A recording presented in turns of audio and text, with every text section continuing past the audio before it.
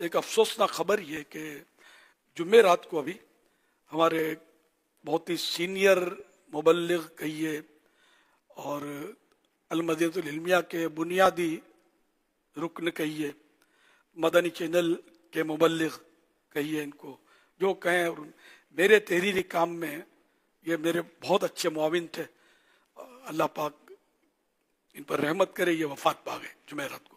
اللہ ان کی بے حساب مغفرت فرمائے اور ان کے لواحقین پسماندگان کو میں تعزیت بھی کروں گا۔ بھائیوں کے نام ہیں ان کے: جاوید، تنویر جاوید، نجم جاوید، کاشف، اور ان کے شہزادے امن میاں، حافظ کرم رضا وغیرہ، ان سب سے، اور جو بیٹیاں وغیرہ، ان سب سے میں تعزیت کرتا ہوں، سوگواروں سے تعزیت کرتا ہوں۔ تو ان کا ویسے اموات ہوتی ہیں، اتنا مطلب میں تو بہت تعزیتی پیغامات بناتا ہوں، ڈیلی بنانے ہوتے ہیں، لیکن وہ اتنا ان کا مجھ پر بڑا اثر پڑا۔ ان کے جانے سے ایسا جیسے فیلنگ ہو رہی تھی کہ میرے گھر میں میت ہو گئی ہے، بہت مطلب یعنی کہ یوں کہہ سکتے ہیں بہت یا مائنس بہت مجھے صدمہ ہوا ان کا۔ اور خیر میرا دل ہوا کہ میں نماز جنازہ میں ان کی شرکت کروں۔ اب میں شرکت کروں کیسے؟ یہ باہر، میں نے کہا باہر اچانک جانے میں چلو کوئی مسئلہ نہیں ہوگا سیکورٹی کا، انشاءاللہ میری نیت تھی کہ یہ یہاں صحن میں شاید ہوگا جنازہ، تو پہنچ جاؤں گا میں، تھوڑا پبلک ملنے کے لیے وہ کرے گی تو حارسین خادمین ہوں گے، انشاءاللہ سنبھال لیں گے ہم لوگ۔ تو پھر پتہ چلا وہ تو نیچے میلاد ہال میں حاجی رضا غریب زادہ جو ہیں یہ پڑھائیں گے، چلو پھر تو، اور میرے لیے یہ مطلب نہ عوام میں اعلان نہ کچھ بھی نہیں تھا میرا، یہی پڑھانے والے تھے، تو میں پھر یہاں جنازے میں شرکت کی سعادت پانے میں کامیاب ہوا۔ اچھا پھر اب بڑا دل کرے میں قبرستان جاؤں، قبرستان تو کیسے جاؤں، کیا کروں؟ خیر پھر ہمت کر کے ان سے بات کی تو کہ یار چلتے ہیں، لے جاؤ۔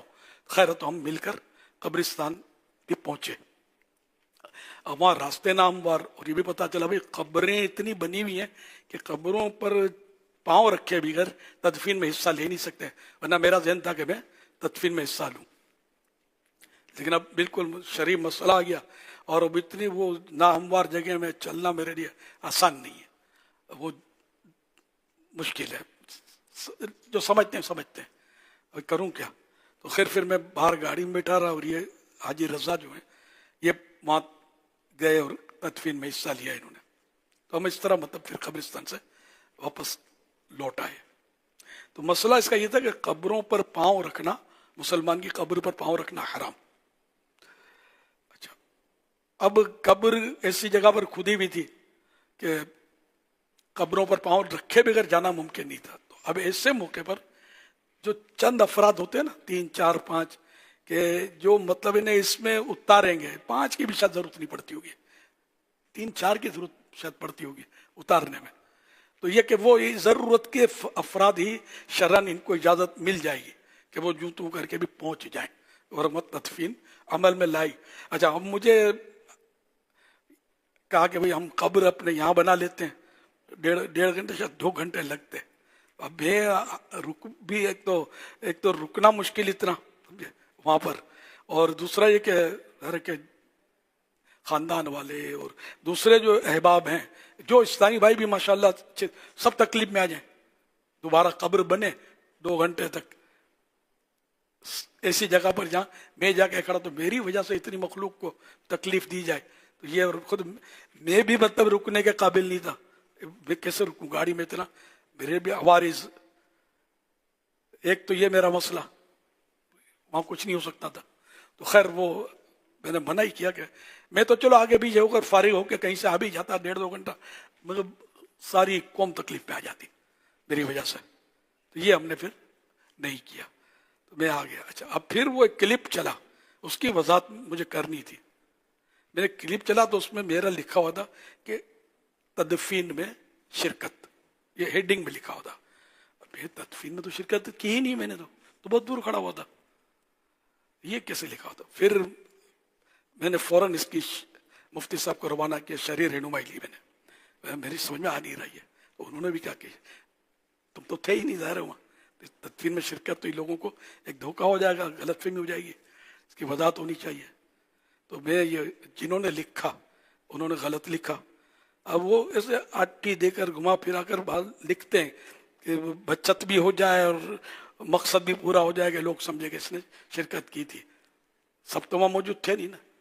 تو خیر، تو اس طرح میں نے تدفین میں شرکت نہیں کی، میں قبرستان میں اتنی دور تھا کہ مجھے وہ تدفین کا منظر بھی نظر نہیں آ رہا تھا، دور اندھیرے میں، اور مطلب تو اس طرح مطلب ایسے کلپ نہ بنائے جائیں۔ اور یہ میں نے تو خیر کسی کو بھیجا نہیں، صرف مفتی صاحب کو بھیجا، اس لیے کہ یہ کیونکہ میں کئی کیسے آتے ہیں میرے پاس پیغامات کلپ وغیرہ، تو میں پھر یا تو شرعی رہنمائی لے لیتا ہوں یا پھر سمجھ آ جاتی ہے، کلیئر ہوتے ہیں کہ اس میں جھوٹ وغیرہ دھوکہ یا کچھ اس طرح کے اشکالات اندر وارد ہوتے ہیں، وارد ہو رہے ہوتے ہیں، پھر میں آگے پیچھے کر دیتا ہوں، ٹھنڈا کر بیچتا نہیں آگے۔ ہمارے یہاں یہ ہوتا ہے کہ بس یہ اس کو بھی خوب وائرل کیا ہوگا، اس کلپ کو جس پہ لکھا ہوتا ہے شرکت، حالانکہ پتہ ہوگا کہ یہ شریک نہیں تھا، تو پھر یہ ایسے نہیں، ان کی طرف سے میں وضاحت، اب کون تھے مجھے میں نہیں جانتا، ان کو تھے اپنے اہل محبت میں لکھی ہوگی ظاہر، لیکن ایسا لکھنا نہیں چاہیے، ایسا تاثر دینا نہیں چاہیے۔ ٹھیک ہے شرکت نہیں تھی تو کیا اس میں کون سا شریک ہوتا ہوں، اپنے گھر کی اموات ہوئی ہماری، میں اس میں بھی نہیں گیا ہوں قبرستان، تو وہ ڈنکا بجا ہوا تھا، تو اس لیے وہ سیکورٹی ایشو اس میں بہت ہوتا ہے گھر کا، کہ بھئی اس میں تو یہ آئے گا، اور کافی رش، اور اس میں میرا جانا ٹھیک نہیں ہوتا، یہ ان ایکسپیکٹڈ تھا کہ کسی کو تصور بھی نہیں تھا کہ یہ جائے گا، تو یوں سیکورٹی ایشو اس میں بننے کا چانس نہ ہونے کے برابر تھا۔ تو میں یوں مطلب محبت تھی میری حاجی ابو رجب سے، اور انہوں نے میرا سمجھو میرا ایک بازو الگ ہو گیا ایک طرح سے، یہ میرے اتنا ان کا ہمارا ساتھ تھا، اور تحریری کاموں میں میری بہت مدد کرتے تھے، یہ اللہ ان کو غریق رحمت کرے، ان کی خدمات قبول فرمائے، بڑے قابل فخر ہمارے عالم تھے، اور ماشاءاللہ بڑی ان کی خدمات ہیں، اور صاف ستھرے، کبھی ان کی شکایت نہیں سنی میں نے۔ اچھا، پھر یہ حکمت عملی جانتے تھے، جیسے کہ ہماری کوئی بات ہوگی 19-20 جیسے کوئی انسان ہے تو آپ تو ڈنکا بجا دیں گے کہ پاپا نے بولا ہے، یہ اس طرح کے نہیں تھے، اپنے اوپر لے لیتے تھے، جیسے کچھ پوچھنا بھی ہے تو اپنے طور پر پوچھ لیتے تھے، یہ یوں بولتے ہیں، تو پھر اب جب ان کو پتا چلے گا کہ بھئی یہ بولتے ہیں یوں، تو پھر وہ جن کی خدمت میں عرض کیا گیا تو وہ مطلب یعنی چونکے گئے نا کہ ایسے کمزور بات کر دی، تو یہ ہم کو مطلب پھنساتے نہیں تھے۔ ہمارے یہاں عام ہوتا ہے، نگران شورا نے بولا ہے، مفتی سجاد نے بولا ہے، مفتی حسان بول رہے تھے، بھائی یہ کیا معصوم ہے سارے، یار ہو جاتا ہے، انسان ہے، مطلب خطا کا پتلا ہے، تو جب کوئی ایسا لگے کہ بات کمزور ہے تو آدمی دبا دے، بولنے نہیں آگے، کرنا تو انہی سے وضاحت طلب کر دے کہ میرا شرح صدر نہیں ہو رہا، وضاحت فرما دیجئے۔ انہوں نے کون سا ڈنڈا اپنے پاس رکھا ہوتا ہے کہ ہم اٹھا کے ماریں گے آپ کو؟ تو یہ حکمت عملی اللہ ہم سب کو نصیب کرے۔ الحکمت دالت المؤمن، حکمت مومن کا گمشدہ خزانہ ہے۔ تو اپنے بڑوں کو، اپنے باپ کو، اپنے دادا کو، جو بھی اپنے استاد ہوں، کبھی ان کو مطلب داؤ پہ نہ لگایا کریں، کوئی سی کمزور بات ہو دبا دیا کریں۔ یہ بہرحال بولنے سے نہیں آئے گی یہ بات سمجھ میں، بس کسی وہ عطا ہوتی ہے۔ یہ نگران شورا میری کئی باتیں ہماری ہوتی ہیں نا، آگے پیچھے ہوتی ہیں، یہ اپنے اوپر لیتے ہیں، اپنے طور پر ہی چل رہے ہوتے ہیں۔ اس طرح میں بھی کبھی ان کی مسئلے ہوتے ہیں، ضرورت ہوتی ہے تو میں لے کے آگے چلتا ہوں۔ تو موقع مطلب اپنے کسی کو بھی وہ داؤ پہ لگانا نہیں چاہیے، اگر اگلا بدزن ہوگا تو مجھ سے ہوگا، اب مجھ سے ہوگا تو میں اپنی بچانے کے لیے ان کو داؤ پہ لگاؤں، ان کو کیوں بولوں کہ تاکہ ان سے بھی بدزن ہو، اپنے اوپر لے لے آدمی۔ یہ حکمت کی باتیں ہیں، تنظیم میں خاص کر ان کی بہت ضرورت ہوتی ہے، مگر اس کی تربیت بہت مشکل ہوتی ہے، اتنی سمجھ نہیں ہوتی لوگوں کو۔ اللہ پاک مرحوم کو غریق رحمت فرمائے۔ میں سب سے تعزیت کرتا ہوں ان کے، ماشاءاللہ میں نے المدینہ العلمیہ سے بھی تعزیت کی ہے کہ اظہار ان کے بھی یہ سب سے سینئر ساتھی، رکن رکین ان کے اپنے المدینہ العلمیہ کے، بڑے پیش لفظ انہوں نے لکھے ہیں کتابوں پر، بعض کتابیں بھی لکھی ہیں انہوں نے، ہو سکتا ہے بغض و کینہ بھی انہوں نے لکھی ہوگی، ہاں انہوں نے لکھی ہوگی، کتابیں کئی لکھی ہیں لکھنے میں، اور ان کا قلم اچھا تھا، معلومات اچھی تھی ماشاءاللہ۔ میں کبھی کبھی مدنی پھول کوئی ٹاپک دے کر منگواتا تھا ان سے, وہ لائن لگا دیتے تھے, لکھ کر مجھے عطا فرما دیتے تھے. لیکن وہ ٹھیک ہے, میں آگے پیچھے میں کچھ کمی بیشی کرتا تھا, لیکن یہ بہت مطلب یعنی کہ میرے کام کے تھے, بس اللہ کریم ان کا نعم البدل عطا کر دے. یہ تو چلے گئے, اللہ پاک جنت الفردوس میں انہیں پیارے حبیب صلی اللہ علیہ وسلم کا پڑوس نصیب کر دے, آمین. خدمات دینی ان کی قبول ہو جائیں, ان کی اولاد کو اللہ پاک ان کے نقش قدم پر چلائے, اور یہ بھی اللہ کرے کہ دین کی خلوص کے ساتھ خدمت کریں. جب پتہ چلا حاجی آصف مرحوم مشرف چل مدینہ بھی ہوئے تھے, جی جی, یہ دنیا سے چلے گئے, تو شاید مجھے یاد پڑتا ہے بے ساختہ زبان سے نکلا تھا, ایک با وفا چلا گیا. یہ جیسے ابھی آپ نے ارشاد فرمایا نا کہ ان کی یہ جو طبیعت تھی, یہ بڑی با وفا طبیعت تھی حضور, کہ یہ اپنے اوپر لے لینا اور اپنے ذمہ داران پر نہ آنے دینا. یہ تنظیم میں اگر دیکھیں تو یہ انتہائی کم افراد ہیں, بہت کم لوگ ہوتے ہیں اس طرح کے, اور وہ جو کم تھے ان میں ایک کم ہو گیا, اور حاجی آصف چلے گئے, اپنے حصے کا کافی کام کر گئے. اور کافی انہوں نے, جیسے آپ فرماتے تو اس لیے مجھے بھی یہ بیانات اور موضوعات اور حکایات اور واقعات میں ان کا بڑا تعاون حاصل ہے. بیماری کی حالت میں بھی یہ کچھ نہ کچھ اپنا تعاون جاری رکھتے تھے. ماشاء اللہ, اللہ برکت دے. آمین.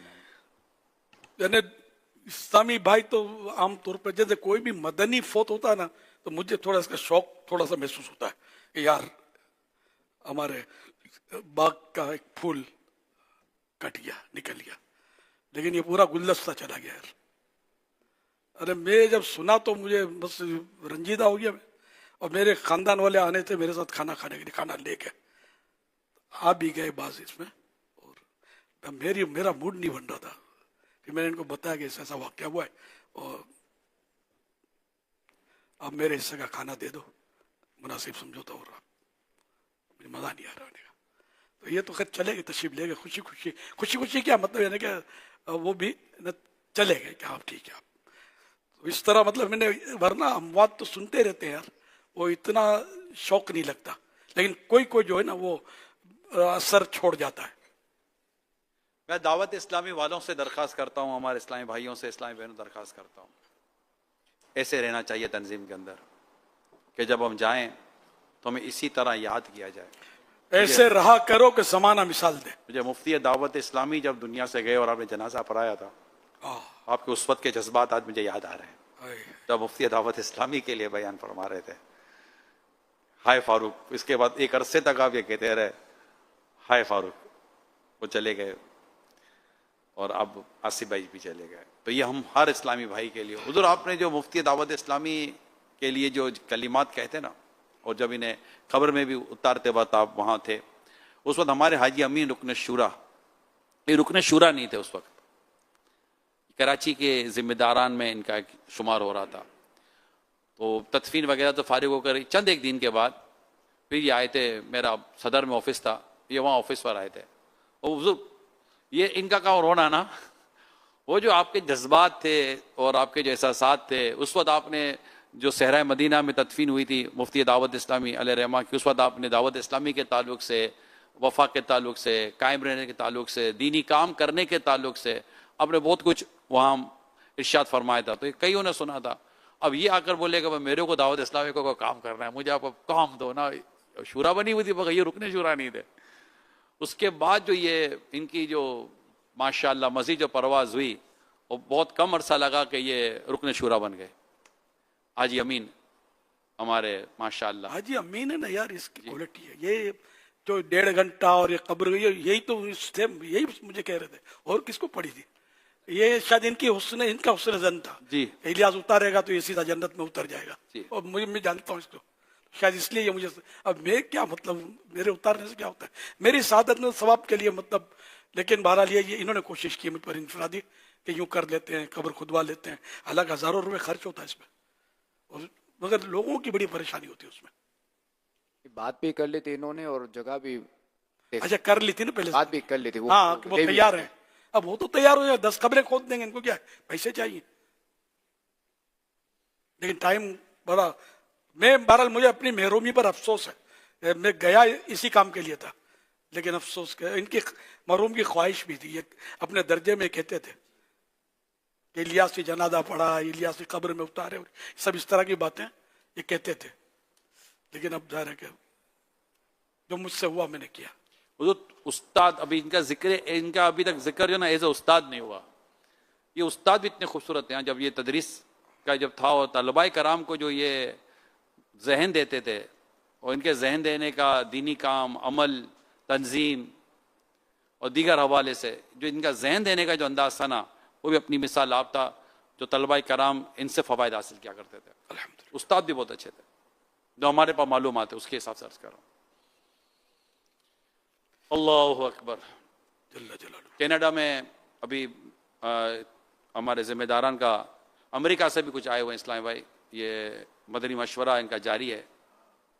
اجی خالد بھی پہنچے ہیں یو کے سے, اور ذمہ داران جمع ہیں. ہم سب کے لیے یہ ہے جو کینیڈا میں ہیں, امریکہ میں ہیں, یہاں ہیں, کراچی میں ہیں, دنیا کے کسی بھی جگہ پر بیٹھے مدنی مذاکرے میں اس وقت شامل ہیں. اس وقت حاجی آصف مرحوم اتاری علیہ رحمہ کا جو اس وقت ذکر ہو رہا ہے, اس میں ہم سب کے لیے سبق ہے, سبق ہے, سبق ہے کہ ہمیں اپنی تنظیم کے ساتھ کام کرتے کرتے کس انداز پر رہنا ہے, اور کس وفا کے ساتھ رہنا ہے, کس دیانت کے ساتھ رہنا ہے. اور اللہ کرے کہ ایک اسی انداز پر ایمان اور عافیت کے ساتھ, عزت اور وقار کے ساتھ ایمان سلامت لے کر ایسا جانا نصیب ہو, تو پھر کیا بات ہے مدینے کی. اور مرید کی تمنا ہوتی ہے کہ پیر جنازہ پڑھائے. ان کی یہ تمنا پوری ہو گئی. ماشاءاللہ ہمارے امیر سنت کے شہزادے خلیفہ امیر سنت نے انہیں اپنے اور دیگر اسلام ان کو میں نے دیکھا قبر میں یہ اتار رہے تھے. ماشاءاللہ ان سے بھی ان کا اچھی رغبت و محبت تھی. یہ بھی ایک سعادت کی باتیں ہیں جس کے نصیب میں آ جائے. اللہ سے دعا کریں اللہ پاک ہم سب کو استقامت دے. اللہ پاک ہم سب کو استقامت دے. اللہ پاک ہم سب کو استقامت, دین کا کام کریں, نیکی کی دعوت عام کریں. ہمارے طلباء کرام اسلامی بھائی, ہمارا اساتذہ کرام, قاری صاحبان, نگران, مبلغین, اسلامی بھائی, اسلامی بہنیں, سب اللہ کرے میرے لیے بھی دعا کریں. ہم سب مل کر اپنی اس پیاری اور خوبصورت تنظیم دعوت اسلامی کے دینی کام کو اخلاص کے ساتھ, دیانت کے ساتھ اور لگن کے ساتھ ہم اس کے ذریعے دینی کام کو عام کرنے کی کوشش کرتے رہیں. صدا پیر و مرشد رہے مجھ سے راضی, صدا پیر و مرشد رہے مجھ سے راضی, کبھی بھی نہ ہو یہ خفا یا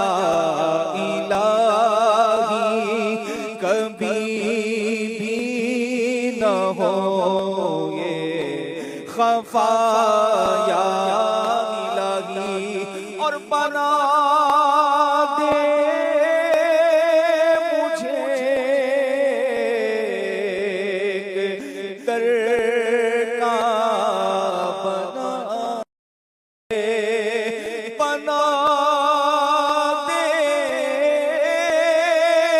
مجھے در کا بنا دے. میں ہر دم رہوں با وفا یا الہی, میں ہر دم رہوں با وفا یا الہی. سیدھی ایک سوال موصول ہوا ہے. سوال یہ کر رہے ہیں کہ ایک استاد اپنے طلباء میں دعوت اسلامی اور پیر و مرشد کی محبت اعتدال میں رہتے ہوئے کیسے پیدا کر سکتا ہے, اور ایک اچھے دینی استاد کی کیا کیا خوبیاں ہوتی ہیں؟ استاد ہی بتا سکتے ہیں. حضور اس سے پہلے اگر اجازت ہو تو موضوع کے متعلق ایک جو ابھی آپ نے جو ارشاد فرمایا تھا, آپ نے جیسے فرمایا کہ وہ میں دور گاڑی میں تھا, اور تو میں تدفین, مثال کے طور پر ایک شخص کو کہیں بھی تدفین کے لیے اس کو لے کر گئے, اور چند لوگ قبر تک اتارنے گئے, اور بقیہ جو لوگ ہوتے ہیں وہ بعض اوقات دور دور کھڑے رہتے ہیں. لیکن جب ذکر ہوتا ہے یا تدفین میں کون کون تھا, تو جو جتنے آئے تھے ان کا بھی بعضوں کا ذکر ہوتا ہے کہ یہ بھی تدفین میں تھے، یہ بھی تدفین میں تھے، یہ بھی تدفین میں تھے، اگرچہ وہ اس قبر تک موجود نہیں تھے جہاں تدفین کی جا رہی تھی، اور دور کھڑے تھے. ہر کوئی تو وہاں نہیں، 2 4 5 10 لوگ عموماً جاتے ہیں، جو محتاط ہوتے ہیں اس میں بھی چند ہی جاتے ہیں، باقی تو سب دوری کھڑے رہتے ہیں. مگر ان کا ذکر بھی یوں ہوتا ہے کہ تدفین میں یہ لوگ بھی آئے ہوئے تھے. تو جو آئے ہوئے تھے تو کیا ان کو تدفین کے طور پر اس کا ذکر ہو سکتا ہے، یا صرف انہی کا ہوگا کہ جو قبر تک پہنچے ہوں اور جنہوں نے اتارا ہو؟ ہم ایک سوال مجھے آیا ایسا میسج کے ذریعے آیا. ہم دور تھے، تھوڑا کافی دور تھے، نظر بھی نہیں آ رہی تھی تدفین. اچھا، ٹرن کی وجہ سے جو نا وہ نظر نہیں آ رہا تھا اور اندھیرا تھا. بہرحال یہ کلپ میں نے مفتی صاحب کو بھیج کر ان سے رہنمائی لی تھی، اور وہ مفتی صاحب وہاں شریک تھے تدفین میں، انہی کو بھیجا تھا میں نے کہ ان کو پورا پتا تھا. تو انہوں نے کہا تم تدفین میں تھے نہیں، شرکت نہیں مانی جائے گی.